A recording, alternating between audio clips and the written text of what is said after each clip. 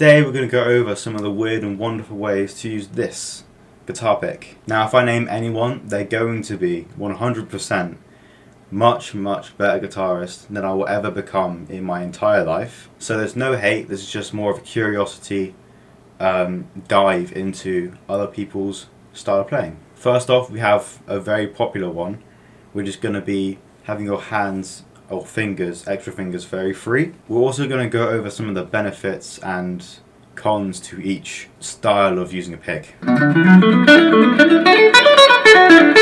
I think the reason why this picking technique or style of playing is as popular as it is, and it is very popular, it's very widely used, I see it everywhere, is because it's very free and you can express yourself much more with an open hand rather than a closed hand. Also, a benefit with having your hand open is your fingers are out of the way, because sometimes because I pick with my hand closed, which is much more standard style of picking, is sometimes there's a risk of catching your finger on one of the higher strings. Say I'm doing some stuff down here, I run the risk of having my fingers catch unwanted notes or strings.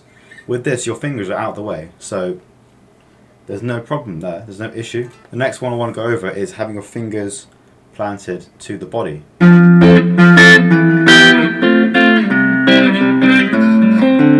I saw it, or I noticed it, in Michelangelo Batio's, how do you say his name? I don't know if that's right, hopefully it is right.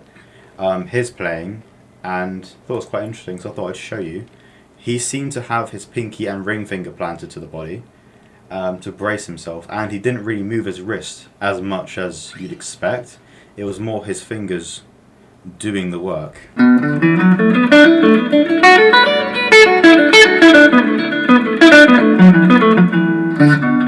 And it feels a little more bouncy than normal picking, even though obviously I'm not going to do it perfectly because I don't pick like this. I'm just going to try it out, see what happens, see how it feels, because it's not as free as you want. Maybe for, especially down here, it's a little bit of a stretch, a little bit of a reach.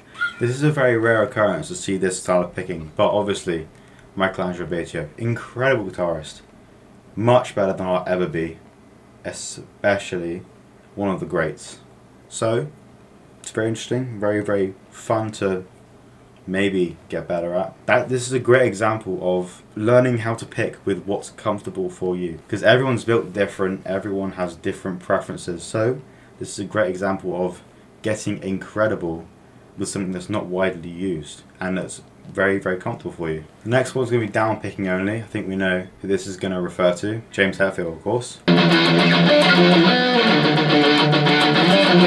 I wouldn't recommend this just because for these kinds of thrash metal riffs, it's okay, it works just fine, and it is very interesting and very impressive how he got as fast as he did just with down picking, not alternate picking.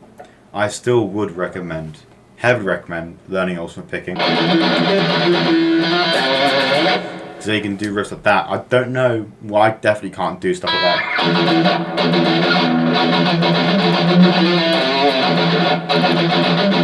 as fast as I would be able to with alternate picking. Down picking works just fine for that, but I still would recommend heavily learning alternate picking for especially faster metalcore riffs. It's much more convenient to have alternate picking and a little bit of economy instead of just down picking, because it's much faster, it's much more controlled as well, because you're not skipping over a string, you're more going through the string. So that's why I recommend it, but obviously it worked incredible for James, so if you do play like that, there's nothing wrong with it.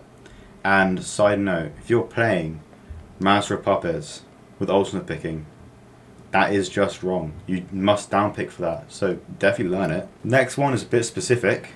Eddie Van Halen, when he was doing his tremolo. So when doing tremolo, you'd usually have very little contact to the string, and you'd move your wrist with a up and down motion.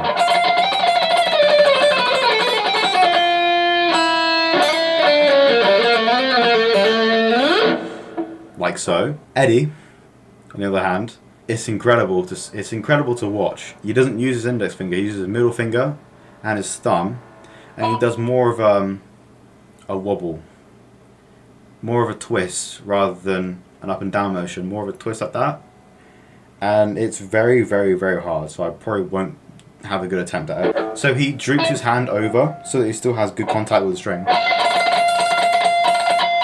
Kind of like that. I can't do it because obviously I haven't practiced with it as much as he did. And he's, again, an incredible guitarist, much better than I'll ever be, so there's no hate towards him at all, and there never will be. The last one's going to be a little bit more of a standardized. I see it in jazz players a lot more. So the normal or standard way that you're taught to hold a pick, or a lot of people are taught to hold a pick, is make a loop or a hook with your index finger, place the pick on your index finger, so the third section of your index finger where the nail is, and make it so that the tip is pointing horizontally to the direction your index finger is pointing, like that, and then put your thumb across, and that is how you should hold a pick, standard way.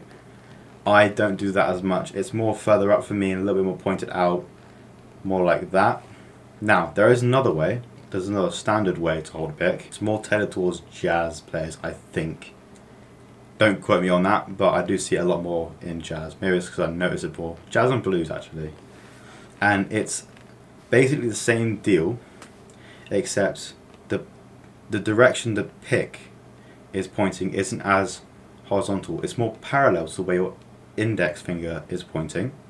It's more like that. It's a little more comfortable actually than the normal way. A great benefit to this, it's a little bit more easy to get a smooth motion because you're kind of tailoring yourself to get the edge of the pick going through your string. Whereas if you hold it normally, you're kind of tailoring yourself to have it more parallel so that the face is more on the string rather than the edge. So there are benefits to this, a lot of good ones. It's actually quite nice.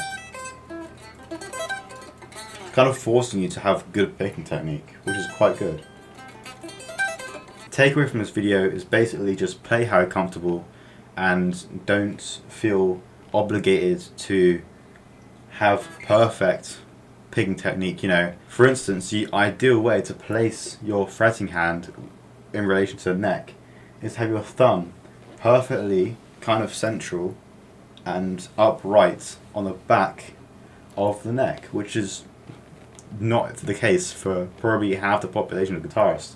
A lot of the time they have a thumb over, which is considered not ideal, but amazing guitarists everywhere use this, and it can be cool actually to use as bass notes.